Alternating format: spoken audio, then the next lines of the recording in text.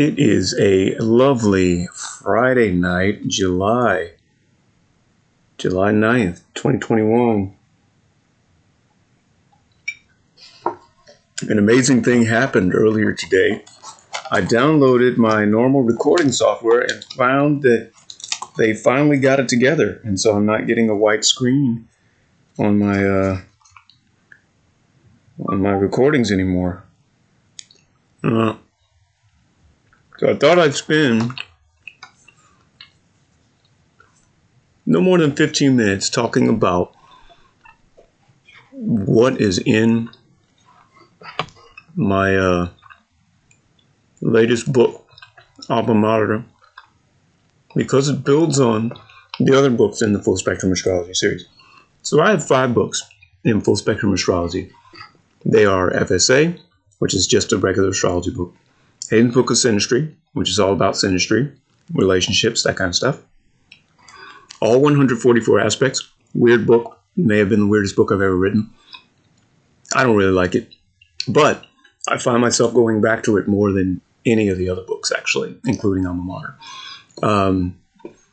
Because there's just stuff in there about, like, anti-planets in particular. Anti-planets, that's a thing. And anyway, Laurentia, a hard book. Laurentia has all kinds of theory and stuff in it. Gets really, really complicated. Might ask why I included chapters 36 and 37 in Laurentia. It's because if I don't include that stuff, it doesn't make sense in my head, and you don't end up with the 5th book. But, ultimately, I think the one that is best known is probably Hayden's Book of Synastry. That one it does what it does. I want to spend most of this time in this recording talking about the 5th book in the series.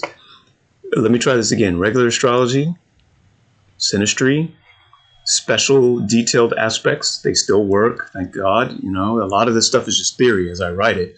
But as I use it after a while, you find that, yes, there is such thing as a 1/80th harmonic, and it really does work, but it does make sense.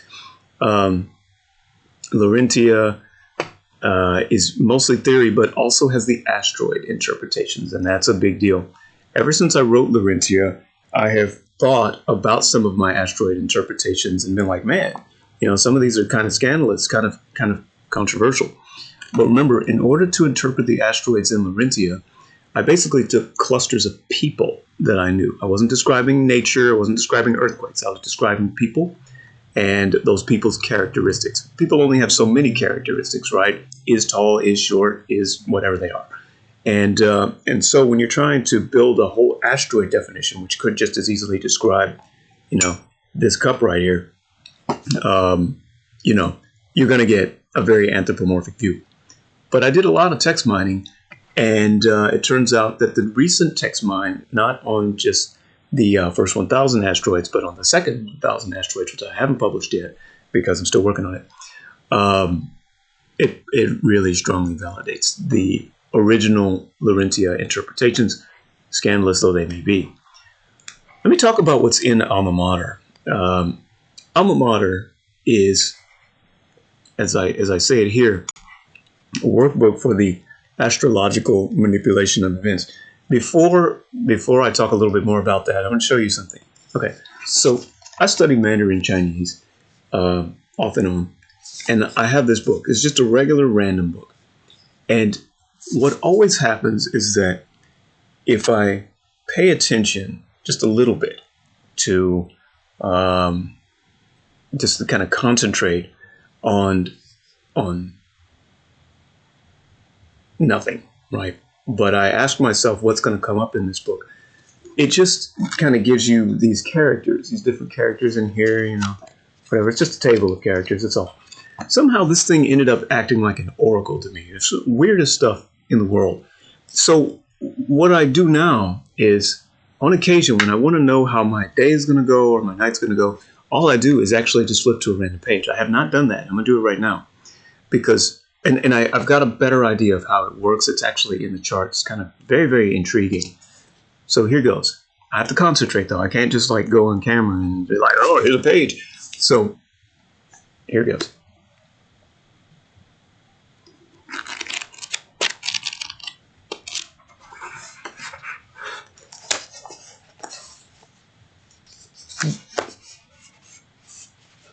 This one. Okay, my eyes are closed. What did I point to? It says this here is chi, to correct imperial orders. Who knows? I'll probably find an error in one of my books because they're everywhere. but you know, I write these because I'm minding my own business, and I find that I have like these experiences, like these kind of esoteric, psychic experiences, and I can't look up. I can't look up what they're about. I mean, I know the internet has lots of information, but I like to study things kind of scientifically and stuff. I'm not trying to be a snob about it or anything, but I really don't like people telling me to just breathe deeply and it'll all make sense, because it doesn't all make sense after I breathe deeply. I need to know why it works. So anyway, Alma Mater has in it, let me close Laurentia here, not just trying to manipulate events, but it's really a workbook for psychicism, because, you know, ultimately I've had premonitory dreams for the last 19 years now. So I go to sleep, I have a dream. The dream talks about something that's happening on this shrinking window. When I first started having them, it was a year and 2 months ahead. Now it's about 9 months ahead, because I'm getting old. And, you know, I imagine like the week before I die, I'm going to have dreams about that day. And there's a whole kind of shamanistic plan for that. But, you know, ultimately, how do you like systematize the study of psychicism? And so if you look at the chapters of Alma Mater, you'll see what I talk about in this book. This is the actual book, and I think this is the ebook version. I'm going to go ahead on the record and tell you that the ebook version of Alma Mater is better than the print version, and it's because of the way it's formatted. So first of all, Alma Mater has tons and tons of exercises in it that you can do to help you kind of build up your intuition on different things. So it starts with a chapter on just how to see different dimensions. So for example, there's a dimension of space. Physically, I'm located somewhere, and yet ants think I'm located everywhere. An ant might think I'm a mountain. And if you really ask yourself, okay, well, where is the city? But you're in the city. It's because it's big. And so scales of space can change what kind of dimension you're in. And yet there's a communicative space as well. So although I may be located here in San Antonio, I'm communicatively, I don't know, in a book, on the internet, or whatever. In my bathrobe, just because that was the mood I was in. And I was like, well, shoot, man, let's use this brand new software to talk about some stuff. So anyway, I have to start thinking about living in different dimensions. And of course, I divide everything into the familiar 12 of the astro chart. Nobody's saying that there are 12 dimensions, but 12 is a really good way to look at it for energy purposes. If you don't want to know why, read Laurentia. That's why all the theory is in Laurentia. Very quickly, let me talk about some of the chapters that describe Alma Mater. Dimensional sight gets you familiar with seeing different dimensions. By the way, sometimes I get a little bit pissy with my attitude. I don't like people picking on other people.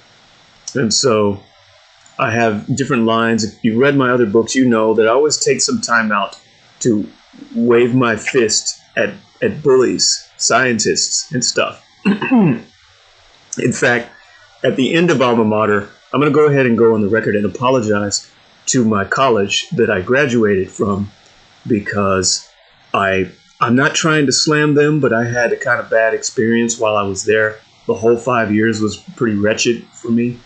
And so when I was writing Alma Mater, it came out, it was like it was buried in a place, and I slammed the mess out of the California Institute of Technology. Rocket scientists, Caltech, was really, really hard. And I say so at the end of the book, but I felt at the end of the day, after I kind of put it down and read it, that I was a bit of an ass. Wasn't trying to be that way. I just don't like bullies. So anyway, that's just kind of a segue. So I officially apologize to Caltech. They banned me, and they said you can't come back on campus until you give us an apology. So here's your freaking apology. It's for a different reason. It's not because of the reason I was banned, because that was BS. But it is because I went off a little bit in the book, just a little bit, not much. But I write these, by the way, and it follows a progression. And what you find in Alma Mater is that these things... So Alma Mater was written over the course of 2 years, and it followed stuff that I was going through. It doesn't mean it's like it's stupid. It's good. It's like it's really good. But particularly, there are a couple of signs which I thought, not signs. There are a couple of chapters which I thought I was going to take out. I thought I should have taken out, but I kept them in. They're really, for anybody who's on their spiritual journey and you have to fight somebody at some point, or you have to break ties with some point, the chapters on the conflict and the rift are, it's an acquired taste. But for anybody going through trouble, I write these books so that people can have a filing system, a structure for living better lives. And to be honest, it's not always breathe deeply and everything will be all right. Sometimes you have to get rid of somebody in your life. And so that's what those chapters are for. Really, these things progress through kind of the spiritual development.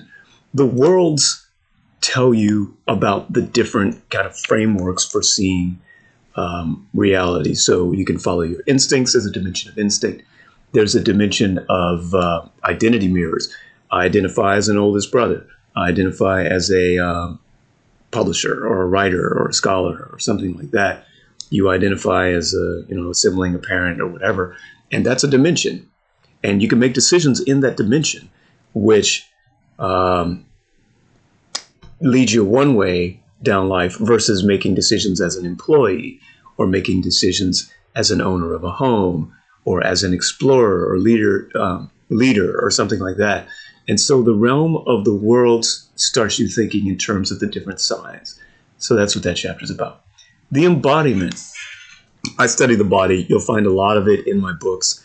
I go there in terms of body features because it's not that complicated a story, but the bottom line is that people are wired to do their strongest work given certain triggers, right? And mine happens to be the body and relationships and co-creativity and all of that other stuff. Co-creativity and procreativity. If I get that kind of information, I can write. I can just write and I can study. It always turns into research, but that's my trigger. And so in almost all of my books, you'll find a mention of the body. Your body is kind of like a social tool, and a lot of it is designed to help other people respond to you. A lot of your body's not so much for you. Your body is for your world to look at you and throw back all of its reactions. And so the chapter on the embodiment gets you used to seeing yourself that way. The resonance. So like all my books, I had no idea that I was going to, I just write it as I go. I don't have a plan. And they're basically channeled. The resonance is where Alma Mater basically begins. You really should read these in order, but I will tell you the resonance is where it got interesting for me because this is the first chapter where I started talking about the psychic senses. And I didn't really plan to do that. I had planned to just say, here's how you use your astro chart to make things happen in your life. And I have a chapter or two on that, but most of Alma Mater is not about that. It's about just kind of knowing what your sphere is. This is your spiritual sphere. It includes you, your friends, your job, your city. Everything is basically you. And when you move, you keep those things with you. They just show up as different people. They put on different clothes, but you basically have these repeatable archetypes in your life. And those are called the sphere. I talk about that in chapter 48. But here in chapter 47, we talk about clairaudience and clairsentience. And it's not just talking about it, right? Because you want to learn how to practice it. And so Alma Mater is full of practice, and these are the kinds of things that you can do to help. And basically, they chronicle a lot of the stuff that I did accidentally. So I'm pretty strong in claircognizance. I'm a terrible clairvoyant. Like clairvoyance doesn't work well for me. But there are a lot of things that I did accidentally to develop claircognizance. And it's like a compass for knowing how to decide things. And you can see all this activity. There are over 300 activities in the book that you can do to develop psychic. I'm not saying psychic powers. It's more like, I know it sounds so hocus pocus, right? But you can do it to develop your intuition. And in these chapters, I'm not just talking about it because I don't know what they are, right? I don't know what clairvoyance is really, or what telepathy is really. So what I do instead is say, and yet think about the connection. So for example, telepathy. When I think telepathy, I think not just communicating with somebody with your mind, but it's related to telekinesis, right? So I can kind of just, concentrate really hard, and then all of a sudden I can make this recorder levitate or something like that. That's telekinesis. And we don't do that, right? We don't bend spoons for real. Or do we? Think about how the effect of my wearing a bathrobe here. Like, what is he doing? I don't know why I did it, right? I just decided to put it on and keep it on for the recording. And yet it makes a certain kind of impression, right? By picking what I wear, I can install a reaction in your head. And I'm not causing you to levitate, but I am helping to trigger a certain hormonal pattern or reaction pattern just by how I dress. So there is a low-level version of telekinesis and a low-level version of trying to manipulate somebody or something just through decisions that you make. That kind of explanation is what you'll find throughout Alma Mater. None of it is bullshit. Like I don't do that in my books, right? If you've read them, I don't like it and I don't write about it. So what I'm looking for is an explanation of how it can work and how you can practice it. And if you don't want to call it telepathy, you just want to call it rapport or something like that, oxytocin or whatever. Cool, whatever. So anyway, there are other chapters. The sphere I talked about. The conflict, if you want a really good table, a really, really good table of problems, like I suspect that the reason Hayden's Book of Synastry is still useful, kind of, at least to me it is because of the tables in there. And there's a really, really good table on the conflict. And it basically, you wake up in the morning, you're like, what's wrong with me? And then the table at the end, here it is, table of energy stressors. Here it is. Anything and everything that you think is wrong with you, personality problems, like, man, I can't influence that. Hamiltonian, one of the mean 13, might be. Find it in your chart.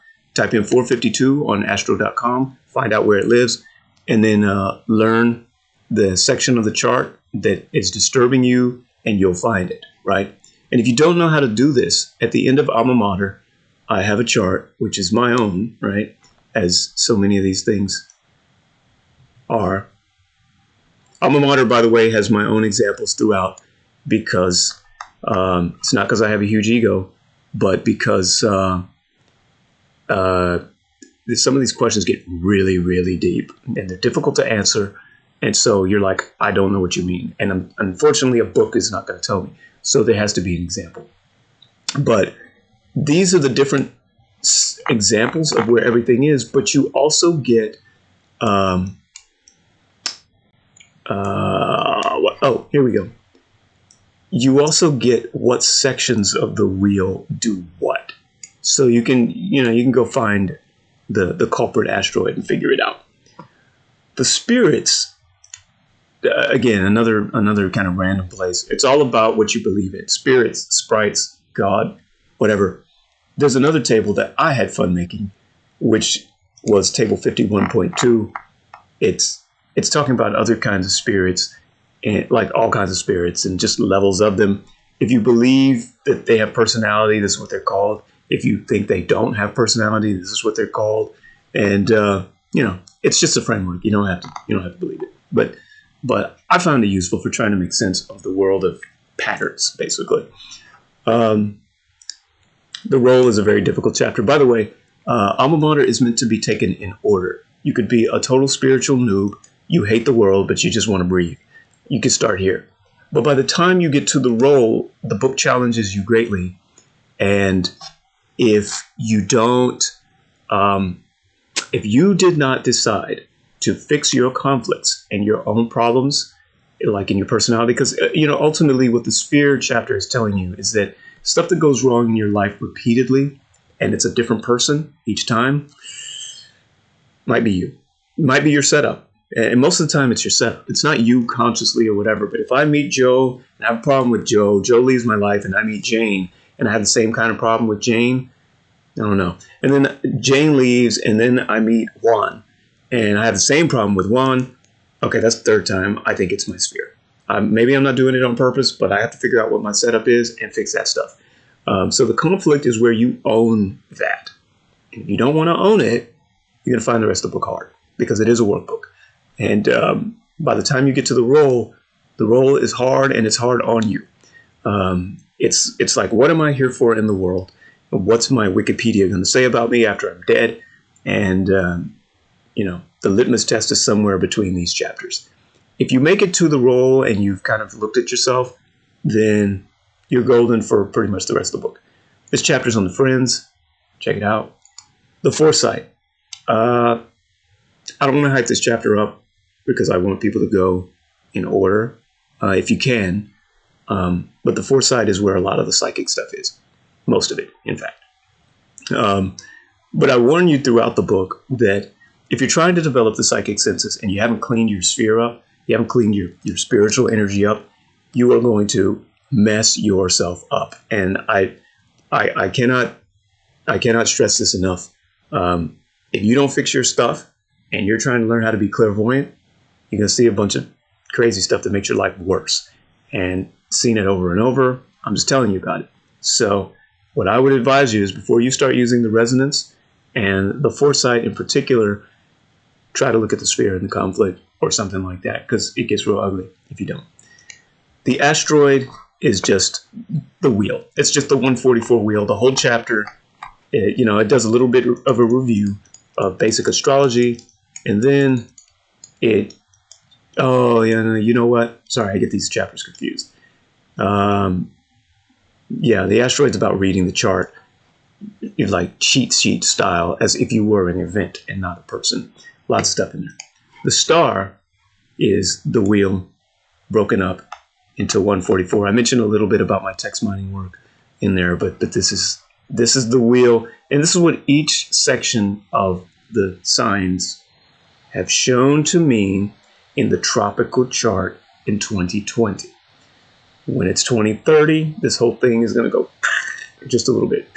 The progressions, right? Age of Aquarius and all that stuff with the constellations doing their thing. So there you go. Then you got the nickname, hacking. I think I'm going over time here. So what I would tell you is that Alma Mater will help you develop intuition, and it helps you develop your intuition to a high level. No joke, no funny business. And yet, if you want to get anything out of it, you really have to do the activities. You can't flip through this book. I'm just saying, if you try flipping through this book, you're going to be like, what? I can't follow it. You have to read a little, do the activity. Read a little, do the activity. And you have to really do the activity, because the book is written that way. If you're just trying to say, how do I become psychic overnight? No, right? Because you have to actually develop a kind of connection for the things that fit you. And so much of what I write about in there is about the things that fit you. That's about all I want to say for this recording. Oh, by the way, I was just about to turn the recording off, and I left the recorder and I came back to it. Remember the Mandarin Oracle? The word was correct. What was I just talking about, right? You have to correct yourself, fix yourself. Telling you. Let me just kind of explain that. there's an asteroid in there which basically gives you a warning before something is about to end. And that asteroid is Osiris. I just recently decoded it with my text mining like a couple of days ago. And so what it does is it says, hey, this is about to end. And so it acts as like an immediate short-term oracle wherever it is. My Osiris happens to be in Aquarius 11. Not Aquarius, Aries 11. And Aries 11, if you find it in Alma Mater, it's all about information. It's like ambient information. It's kind of like music, wake-up songs. I have songs in my head that tell me what's about to happen. But any kind of interruptive information. Just I'm just walking down the street, and then all of a sudden, book information, musical information, any kind of just information that imposes on my business is like, hey, this is about to end. Be on the lookout for this as your next milestone. Osiris does that. Where you have the asteroid Osiris in your chart is what you can look to in order to get a kind of, I'm not going to say warning, but a kind of, preview of what's going to happen next over the course of the day, over the course of the next milestone, basically. And so, because mine is associated with information, something like this actually does kind of work, and it works over and over. Craziness. I talk about stuff like that in Alma Mater, so check it out.